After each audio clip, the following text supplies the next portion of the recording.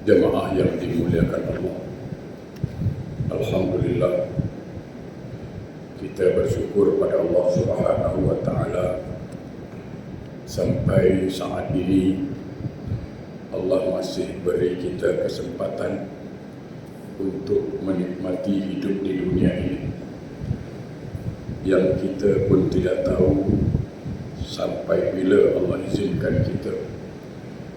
Yang pasti semakin banyak hari kita lewati, semakin dekat kita pada hari kematian. Semakin banyak kaki melangkah, semakin dekat kita kepada liang kuburan. Mudah-mudahan kita mohon pada Allah semoga di penghujung umur kita husnul khotimah, diberi peluang kita untuk bertaubat kepada Allah dengan sebenar-benar taubat. Amin. Salawat dan salam Allahumma salli ala Sayyidina Muhammad wa ala ali Sayyidina Muhammad. Marilah sama-sama kita sanjungkan keharibaan junjungan alam Rasulullah sallallahu alaihi wasallam. Mudah-mudahan kita semua mendapat syafaat dari beliau kelak di akhir. Amin Allahumma amin. Sahabatku yang dimuliakan Allah, pada kesempatan yang berbahagia ini menjelang waktu Isya, mari kita renungkan satu riwayat yang disebutkan bahawa pada suatu hari Nabi Musa alaihissalam bertanya dengan Allah Subhanahu wa taala, di mana Nabi Musa bertanya, "Ya Rabb, kaifa li an a'lama man ahbabta mimman abghadta?" Wahai Tuhan, wahai Allah, bagaimana agar aku mengetahui mana orang yang kau cintai dan mana orang yang kau benci? Sahabatku, kita berharap kita adalah orang yang dicintai oleh Allah. Jangan sampai kita menjadi orang yang dibenci oleh Allah. Kalau Allah dah benci dengan kita,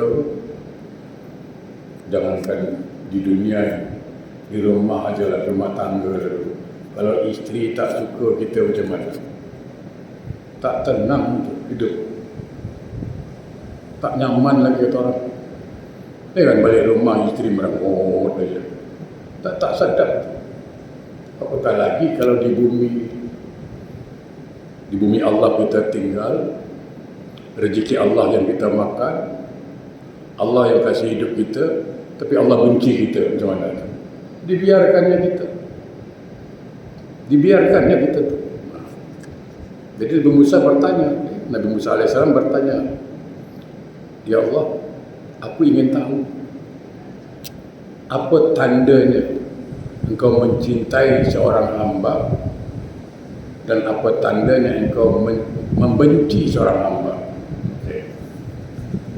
Maka Allah menjawab, qala, "Ya Musa, wahai Musa, inni iza ahbabta abdan ja'altu fihi alamatain." Musa, kalau aku sudah mencintai seorang hamba, kalau aku suka dengan hamba itu, kalau aku sayang dengan hamba itu, aku kasih dua alamat, dua tanda. Senang cakap, ada dua tanda. Kalau dua tanda ini ada pada diri kita, Alhamdulillah kita termasuk hamba yang Allah cintai. Qala, maka Musa bertanya lagi, "Ya Rabb, wa ma huma?" Apa yang dua tu? Boleh bicara bang tak? Boleh beritahu? Musa mau tahu apa yang dua tu, ya Allah. dan kita juga perlu tahu. Qala, Allah menjelaskan, alhimu zikri likai azkurahu fi malakutis samawati wal ard wa asimuhu an maharimi wasukhti kai la yahillu alaihi azabi wa ni'mati ya Musa. Subhanallah. Musa, aku ringankan tanda Allah sayang pada kita, tanda Allah mencintai kita. Apa kata Allah? Aku ringankan dia untuk berzikir kepadaku. Supaya apa? Supaya aku mengingatnya dan para malaikat di langit dan di bumi.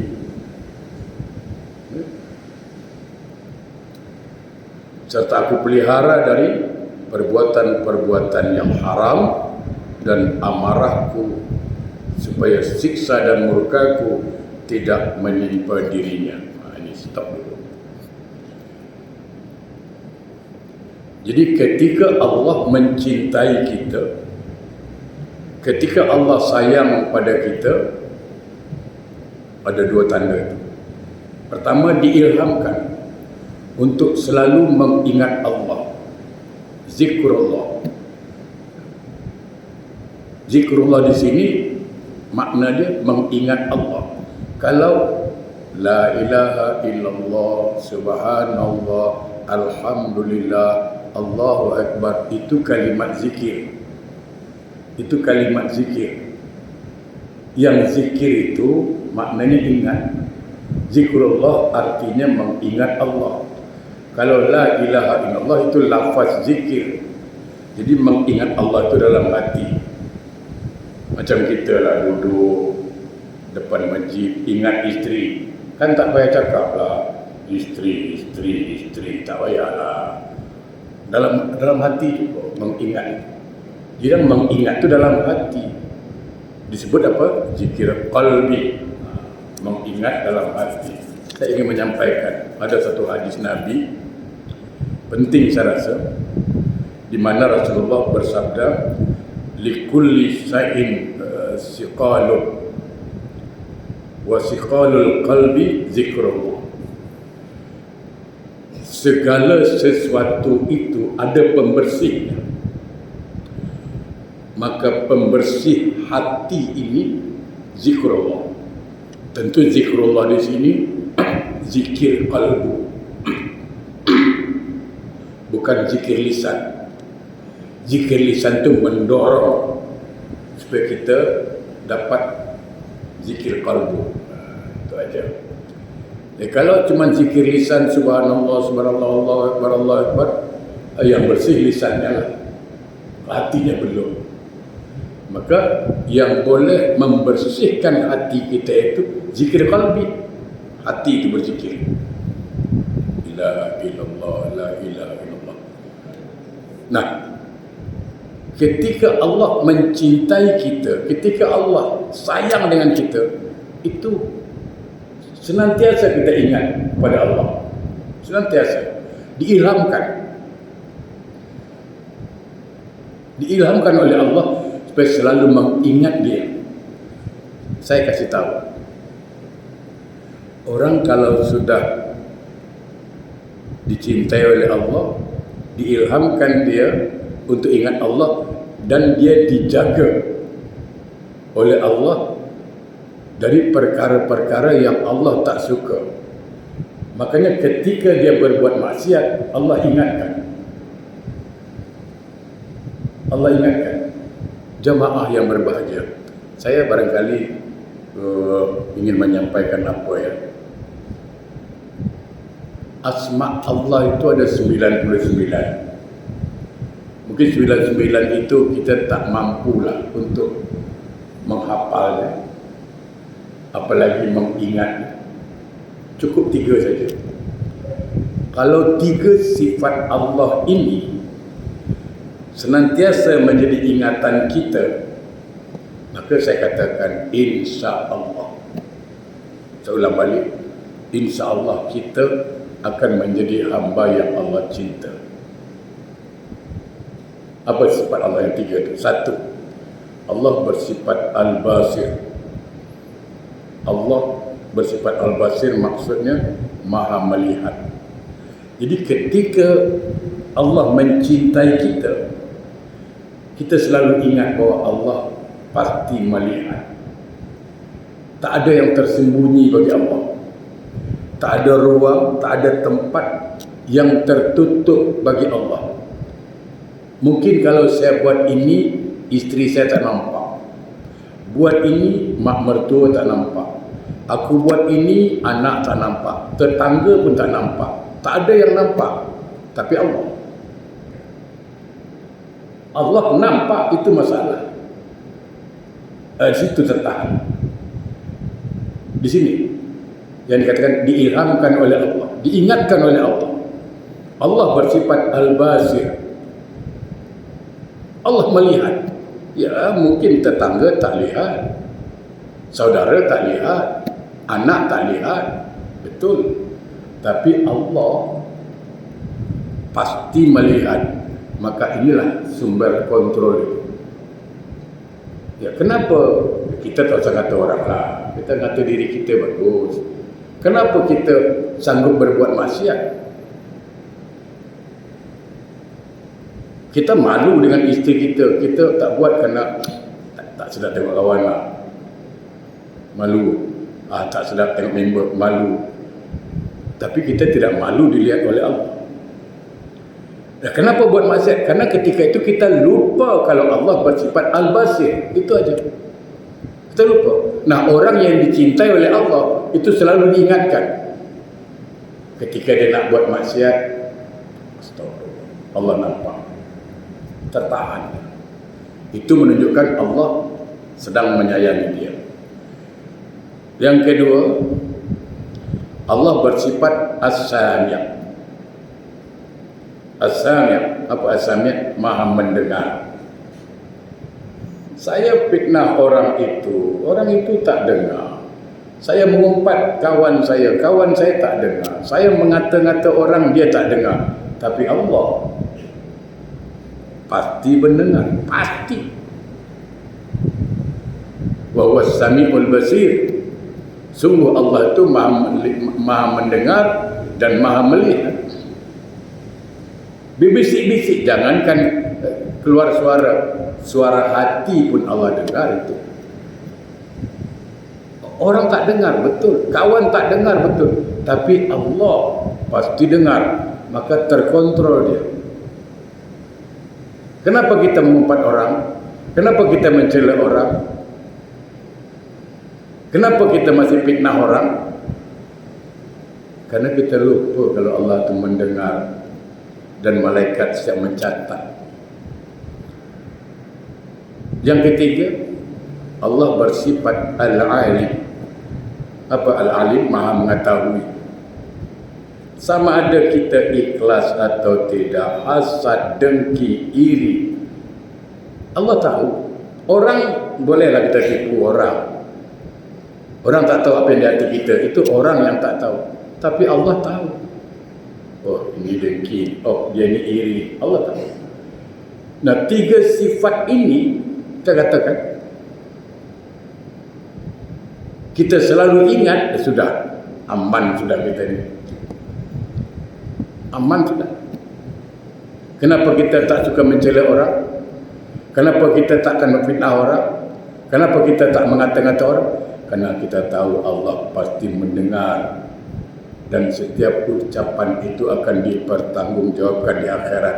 Makanya Rasulullah berpesan, man amana billah wa bil yaumil akhir falyakul khairan aw liyasmut. Siapa yang beriman kepada Allah dan Rasul, siapa yang beriman kepada Allah dan hari akhirat, hendaklah berkata baik, kata Nabi. Kalau tidak, diam lagi baik. Daripada bercakap menyakitkan hati orang, diam lagi baik. Jadi ketika kita merasakan nak buat maksiat, Allah ingatkan kita, oh tu. Dan kita selalu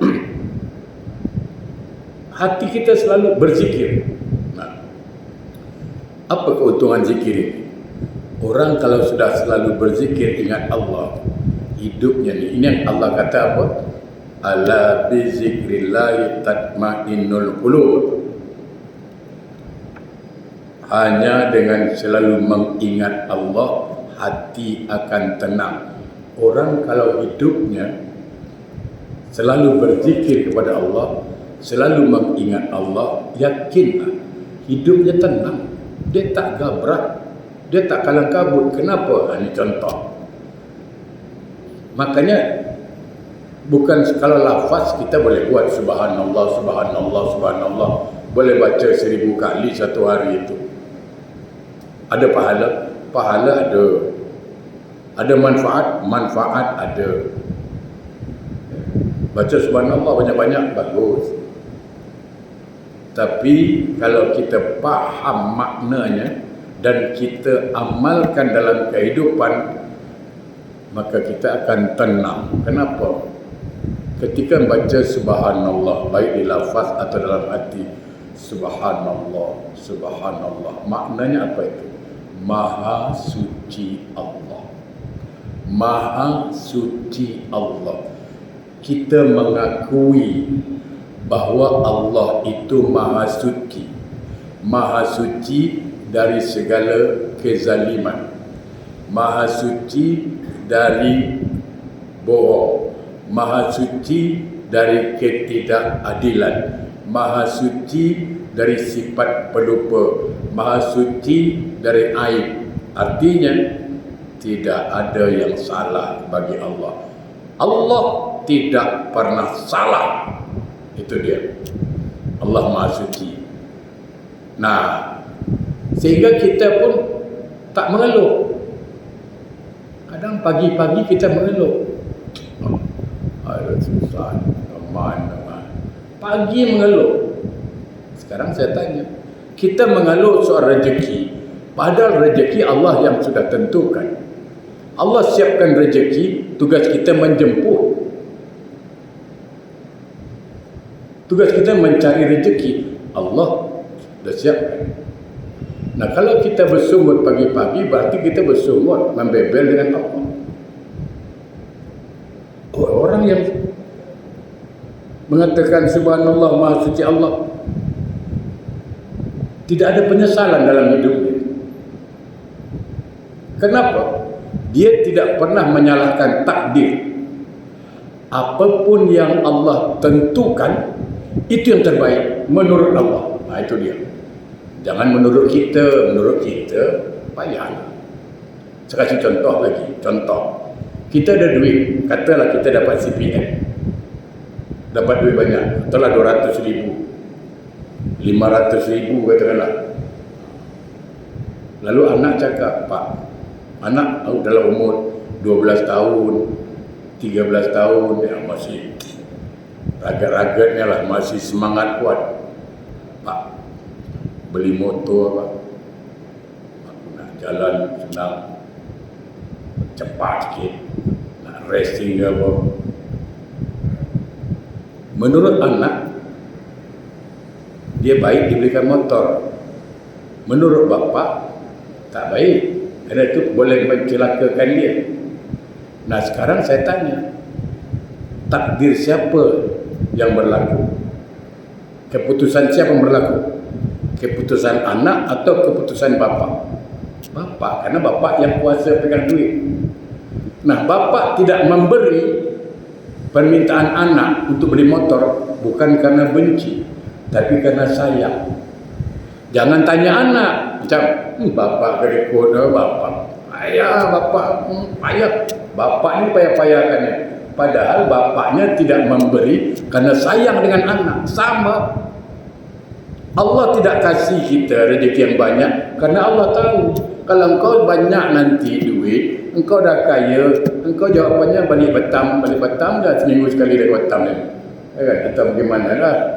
Dah mana? Bukan Batam yang salah. Ya, kalau banyak korban.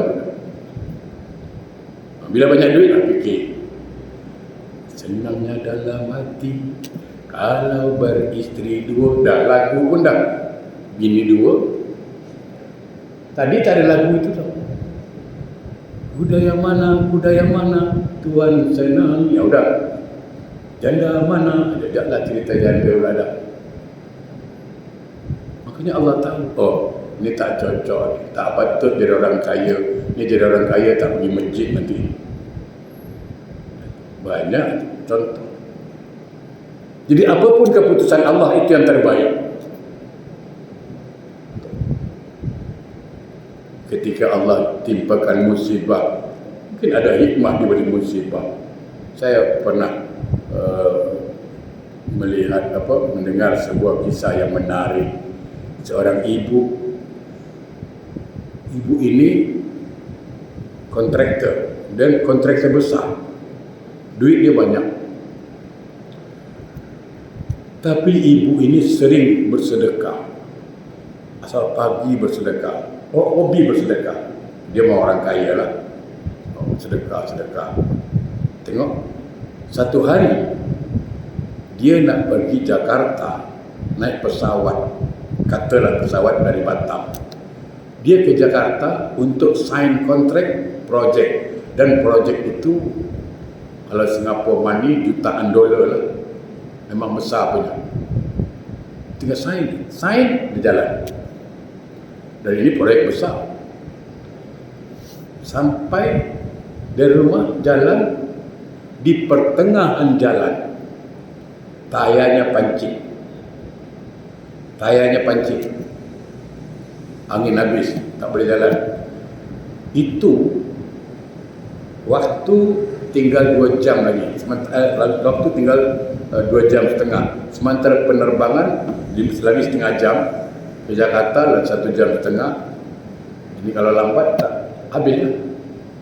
Itu dia marah dengan riba dia, cukup marah. Marahnya. Nah, manusia kan, dia lupa. Dia marah riba dia, maki ambon habis. Riba nak salahkan macam mana pula? Dia terpancit, bukan dia sengaja nak langgar paku. Tak sengaja tu. Akhirnya turun, betulkan, buka tayar, ganti tayar, habis waktu lebih kurang 20 menit jalan. Begitu dia sampai airport, pesawat sudah berangkat take off. Dia tak jadi berangkat. Dia marah dengan riba itu. Tapi 10 minit kemudian dapat berita pesawat itu jatuh dan semua penumpangnya meninggal. Tengok apa yang terjadi. Dia sujud syukur, lalu dia minta maaf dengan riba itu. Dia minta maaf. Ini Allah berkehendak. Kenapa? Dia ni ahli sedekah, dia suka berzikir, Allah selamatkan dia. Nah, secara manusiawi mungkin dia pemikirannya keliru, sesat, dia marah aja. Setelah tahu pesawat itu jatuh, lalu dia menangis dan bersyukur kepada Allah. Bayangkan kalau tayarnya tak pancit, kalau tayar itu tak rosak, dah pergi dia, dah meninggal. Itu. Nah, orang yang bertasbih kepada Allah, orang yang memahasucikan Allah Subhanahu wa ta'ala, dia tidak pernah menyalahkan Allah. Itu dia. Itu yang Allah katakan, wasabbihu bukratan wa asila. Bertasbihlah engkau pagi dan petang, memahasucikan Allah. Ini orang yang berzikir. Dia tidak pernah mengeluh. Oh, saya Ustaz kena berhentikan kerja Ustaz. Kalau kerja dah berhenti macam mana Ustaz? Anak saya nak makan apa, budak sekolah, bil ayapi. Itu orang tak mengaji. Tapi kalau orang sudah berzikir, dia faham company itu, tempat kerja itu itu hanyalah pintu untuk kita mendapatkan rezeki dari Allah. Tapi yang rezeki itu mutlak dari Allah. Cuman pintu mana itu? Kalau company ini tutup pintu rezeki kita, Allah akan buka pintu yang lain. Itu urusan Allah. Maka dia tak pernah mengeluh, kerana dia tahu rezeki dari Allah. Allah punya cara menyampaikan. Nah, inilah orang yang berzikir. Dia tak mengeluh. Dia sebut Alhamdulillah, Alhamdulillah, segala puji milik Allah. Maka Allah tidak ada yang cela di situ. Hanya Allah yang pantas dipuji. Nah ini, sahabatku, kalau Allah sudah suka dengan kita, diilhamkan selalu ingat Allah, selalu ingat Allah. Nah, ketika itu terasa dengan kita, maka bersyukurlah. Seulang balik, bersyukurlah, kerana Allah jaga kita. Dan ketika Allah mengilhamkan kita untuk berzikir, ringan ya, Allah ilhamkan kita berzikir, lalu Allah pelihara kita dari perbuatan-perbuatan yang haram. Tadi saya katakan, nak buat salah, Allah ingatkan, aku maha melihat.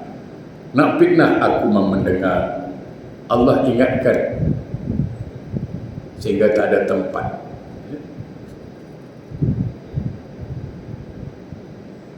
Dan Allah tidak akan menyiksa dia. Allah kalau dah sayang dengan hambanya, saya pastikan ridho Allah tercurah kepadanya, rahmat Allah tercurah padanya, dan dia menjadi orang yang ahli ibadah. Kenapa? Kerana kita boleh beribadah, kita boleh solat, bukan kerana kita kuat. Banyak orang kuat tapi tak solat, banyak. Kemampuan kita datang ke masjid, kemampuan kita solat ini murni rahmat Allah, hidayah Allah. Itu yang Allah kata dalam Al-Quran surah An-Nur 21. Selalu saya bacakan itu. A'udzubillahi minasyaitonir rajim. Walaula fadlullahi alaikum wa rahmatuhu ma zakka minkum min ahadin abada.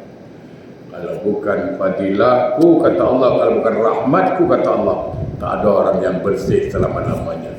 Jadi kemampuan kita solat, kemampuan kita bersedekah, kemampuan kita berpuasa, itu murni atas rahmat dan hidayah Allah. Dan itu bukti Allah mencintai kita. Pelihara.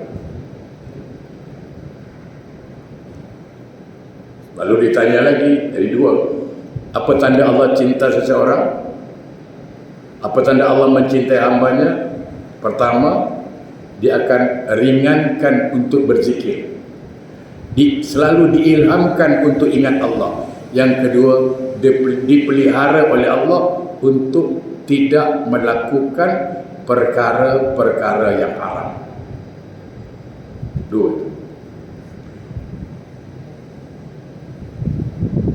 Lalu Musa bertanya, lalu Allah menjelaskan lagi, ya Musa, wa inni iza abghadtu abdan ja'altu fi alamatai. Musa, apabila aku membenci seseorang hamba, ini lain. Kalau aku sudah benci dengan hamba itu, aku kasih dia dua alamat, dua tanda. Musa bertanya lagi, ya Rabb, wa ma'huma, apa yang dua tanda itu? Apa tanda kau benci? Maka Allah menjelaskan, qala unsihi zikri wa ukhli bainahu wa baina nafsi likai yaqa'a fi maharimi bisukti wa yahillu alaihi azabi wa niqmati. Apa kata Allah? Kalau aku sudah benci dengan hamba itu, aku kalau tak suka dengan hamba itu, maka aku lalaikan dia, aku lupakan dia untuk berzikir menyebut nama aku. Hati-hati. Makanya orang ahli maksiat yang selalu hidup berdosa, bergelimang maksiat, itu dia tak pernah ingat Allah dan tak pernah berzikir. Perhatikan. Allah lalaikan untuk dia untuk berzikir kepada Allah. Dan aku biarkan dia dengan mengikuti hawa nafsu. Namanya hawa nafsu macam mana? Inna nafsul amaratu bisu. Nafsu ini, nafsu amarah tu condong kepada maksiat. Ikut. Dia buat apa suka hati dia. Dengan alasan hidup cuma sekali. Hidup cuma sekali, bila lagi? Itu dia. Hati-hati. Akhirnya apa? Kerana dia mengikuti hawa nafsu, minum arak, berjudi, perempuan, semua halal haram hantam. Itu dia. Akhirnya apa? Dia terjerumus ke dalam perbuatan-perbuatan yang haram, sehingga Allah murka kepadanya, lalu Allah akan siksa. Kenapa? Kerana Allah murka telah menimpa dirinya. Jemaah yang berbahagia. Jadi hati-hati. Musibah saya katakan. Kalaulah seseorang itu sudah dilalaikan Allah dari berzikir, sudah dilalaikan Allah untuk beribadah, handphone tinggal dia risau, handphone tinggal dia gelisah, tapi solat tinggal dia tak risau, solat tinggal dia tak resah. Saya teringat salah satu kalimat nasihat Buya Hamka almarhum. Apa kata Hamka? Kalau setakat hidup, kalau hanya untuk hidup, kera di rimba pun, monyet di hutan pun hidup, dia cakap. Kalau hanya setakat makanlah kita ni, babi di hutan pun makan. Kalau setakat berumah tangga, binatang pun pandai dia berumah tangga, kahwin juga dia. Lalu apa perbezaan kita dengan hewan? Hanya ibadah. Wama khalaqtul jinna wal insa illa liya'budun.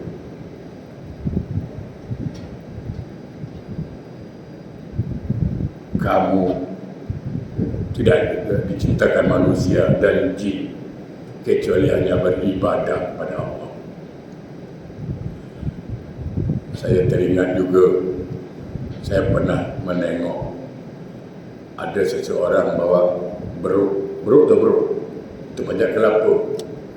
Beruk tu pandai dia pilih mana muda mana tua. Tu saya salut. Saya tanya berapa lama didik beruk ni.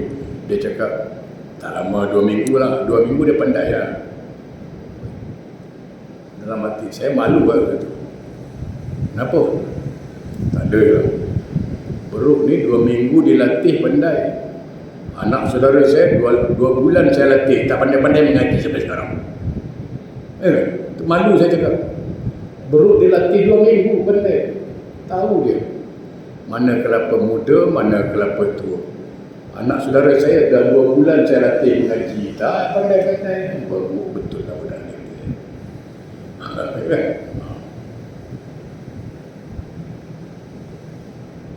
Manjat kelapa dulu, dia cerita. Pandai dia jatuh kelapa semua. Tak lama dengar azan dekat masjid. Allahu Akbar, Allahu Akbar. Beruk tu dia tanya tuan dia, suara apa tu pak? Suara azan. Azan tu apa? Azan tu manggil orang solat lah, manggil orang solat.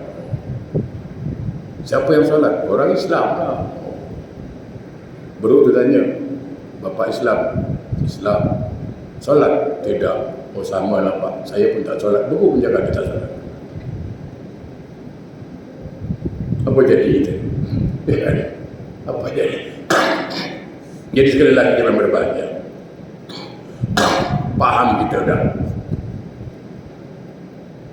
bahawa kalau Allah suka dengan kita, mencintai kita, selalu diingatkan untuk berzikir. Maka itu jaga baik-baik. Jaga baik-baik, bersyukur. Dan Allah selamatkan kita dari yang haram. Tapi kalau Allah sudah benci dengan kita, Allah lupakan kita dari berzikir. Ya. Dan Allah biarkan kita. Engkau nak judi, gasaklah kau nak mabuk-mabuklah. Tapi kata Allah, tunggu. Ada masanya. Amarahku, murkaku akan datang. Situ hati-hati. Situ hati-hati. Dah tak boleh lagi nak menyesal-menyesal. Ya. Kalau dah dalam kubur, apa lagi? Tunggulah azab Allah. Ya. Baik, saya kira cukup dulu sampai di sini. Okey, atas permintaan jemaah tadi, kerana Jumaat depan election, ya kan? Maka kelas tutup dulu katanya. Kita jumpa lagi Jumaat satu lagi Jumaat depan saya bawa. A'udzubillahi minasyaitonirrajim. Bismillahirrahmanirrahim. Alhamdulillahirabbil alamin. Allahumma shalli ala sayyidina Muhammad wa ala ali sayyidina Muhammad. Allahumma a'inna ala zikrika wa syukrika wa husna ibadatik ya Allah. Kami mohon padamu ya Allah. Tolonglah kami, bantulah kami ya Allah untuk selalu berzikir, menyebut nama. Hindarkan kami, jauhkan kami dari hamba yang lalai untuk berzikir, menyebut nama.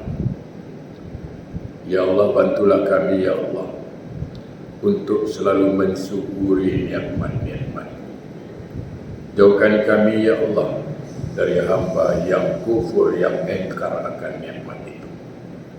Ya Allah, bantulah kami ya Allah untuk selalu memperbaiki diri kami, memperbaiki akhlak kami, memperbaiki ibadah kami. Allah, berilah peluang kami, berikan kesempatan untuk bertaubat kepadamu dengan sebenar-benar taubat sebelum ajal kami sampai. Allah, Engkau yang membolak-balikkan hati manusia, tetapkan hati kami ya Allah dalam taat kepadamu, selalu menggapai ridho. Kami selalu Engkau bimbing dengan rahmat dan hidayah. Jangan Engkau biarkan ya Allah kami menjadi hamba-hamba yang Kau murkai, hamba yang adab dalam maksiat. Rabbana atina fid dunya hasanah wa fil akhirati hasanah wa qina azabannar. Walhamdulillahi rabbil alamin. Assalamualaikum warahmatullahi wabarakatuh. Nanti kita jumpa Jumaat satu lagi.